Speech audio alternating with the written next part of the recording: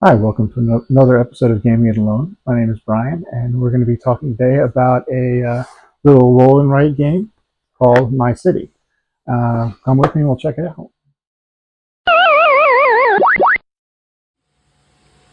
So, My City is a short, quick, well, can be short, quick roll and write game.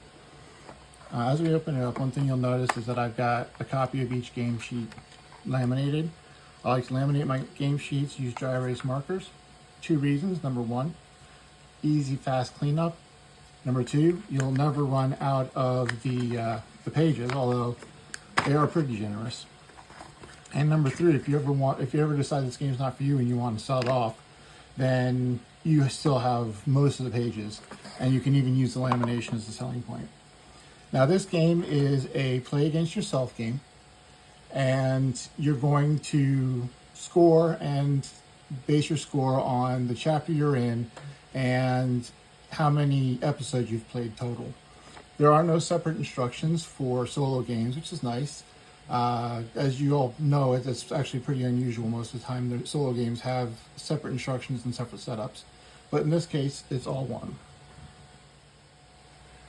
Now, as I mentioned, the game is broken up into episodes.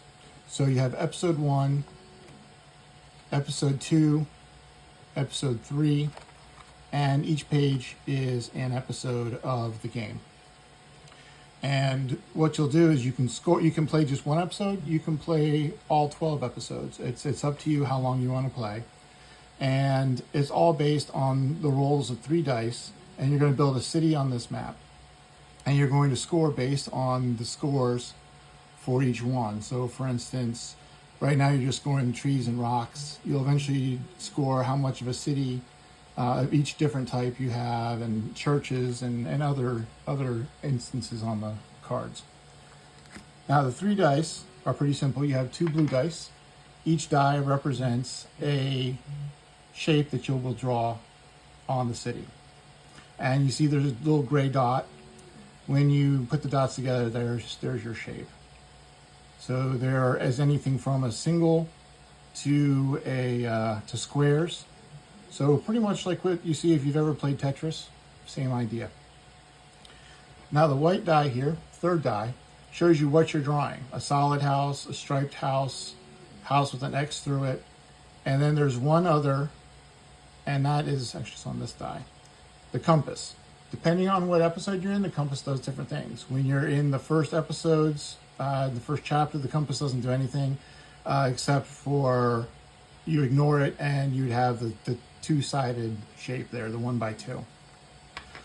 So the way the game plays out is you're going to roll all 3 dice, and again you put together.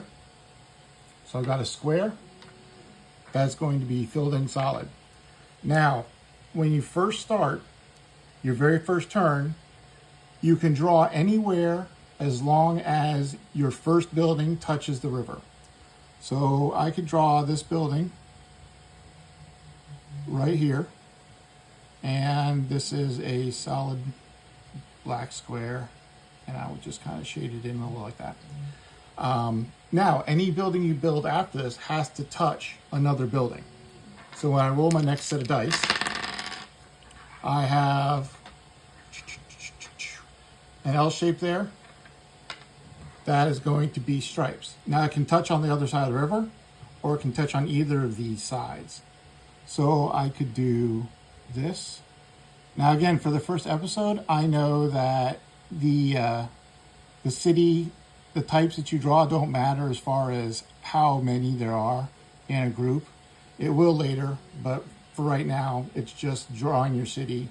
And what you want to do is you want to preserve the trees and draw over the rocks. And that's the challenge, is getting through those without leaving any blank spaces. You lose points for having rocks left over, and you lose points for blank spaces. You gain points for these trees, the forests. The individual trees up top are just decoration, they don't count. So let's see here, we got another solid, and this is going to be 3 in a straight line.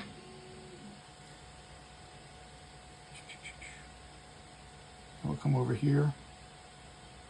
And that may not have been the smartest move, but we'll see, because there's a shape for 4 tall. And this is how the game works. It's, there you go, L shape again, and once again it's going to be, all right, I can do it. How do I want to do it? I can do it here, and it takes away, oh, no, I can't. Oh, yeah, I can, I can do it here. And it takes away the rocks. It's not the move I would have made normally, but since I'm just doing a demo here real quick of the game, that got rid of one of the rocks and leaves me with, unfortunately, a single space. There are single spaces, but they don't roll up too often. All right, and then I'll play this out a little bit longer and catch you later on. Okay, as you can see, I filled in a lot more on my map, and I'm down to just the last few spaces. So let's go and see what we get. Now we're going to come down to a point where I cannot draw any more spaces. Let's see here. Actually, this turned out to be a really good game despite not liking those first placements. So the only thing I've got left is this one open space, other than the forest. Two open spaces that I want to keep.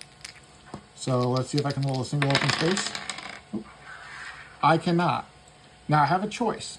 I can end this episode and say, okay, I'm happy with what I've got. It's a good city. I know I'm going to lose points for the spaces, but maybe it'll balance out. The other thing I can do is I can say I'm not building a building and mark it off on the score sheet. When you mark that off on the score sheet, you will lose a point for each time that you don't build a building, and the decrement goes up as you go along, or goes down. Or you can just call it the episode. And I think I'm going to call it the episode since I only have those two spaces. Now for trees, what I've got left is 1, 2, 3, 4 trees. So I'm adding 4. I don't have any rocks, and I've got 2 empty spaces. And I don't have anything lost there. So for episode 1, I've scored 2 points.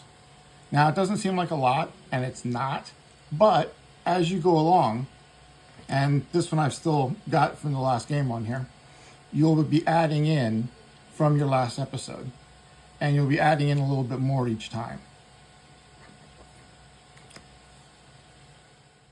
So there you have it, My City. It's by no means a complicated game. It's a little bit puzzly as far as putting the tetrominoes in the spaces where you want to end up with a result, kind of like what I had, which was purely luck on this one, which there's a lot of luck involved when you're rolling the dice.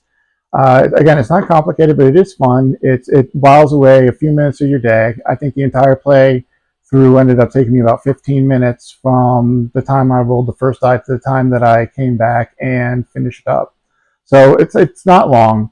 It's very portable. One thing I do highly recommend, and again, I recommend this with any roll and write games, to get yourself a laminator, laminate those pages, and get a good dry erase marker.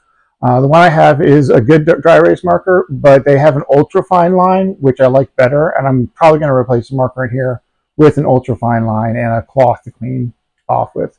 Other than that, it's a great game. It's a lot of fun. Is it a 10? No, it's probably more like a 7.